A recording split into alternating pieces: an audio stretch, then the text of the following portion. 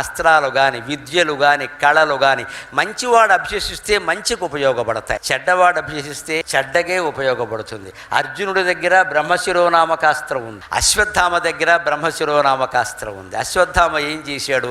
అమాయకురాలైన ఉత్తర అభిమన్యుడు భార్య, అసలే భర్త యుద్ధంలో చనిపోయి అన్యాయంగా చంపేశారని బాధపడుతున్న ఇల్లాలు, కడుపులో 5-6 నెలల బిడ్డ ఉన్నాడు. ఆ బిడ్డ మీద బ్రహ్మశిరోనామకాస్త్రం వేశాడండి. పాండవులైనా ఆయన క్షమించారు కానీ భగవంతుడు క్షమించలేదు. శ్రీకృష్ణుడు శాపం ఇచ్చాడమ్మా అశ్వత్థ. అదే బ్రహ్మశిరోనామకాస్త్రం అర్జునుడి దగ్గర ఉన్న ఆయన కౌరవుల మీద కూడా ప్రయోగం చేయాల, దుర్మార్గుల మీద కూడా ప్రయోగం చేయాల. ఒక్క సైంధవుడు తల నరికినప్పుడు దాన్ని ఆకాశంలో డ్యాన్స్ ఆడించడం కోసమే పాశుపతాస్త్రాన్ని వినియోగించాడు తప్ప మరెక్కడా అర్జునుడు పాశుపతాస్త్రాన్ని వినియోగించాల.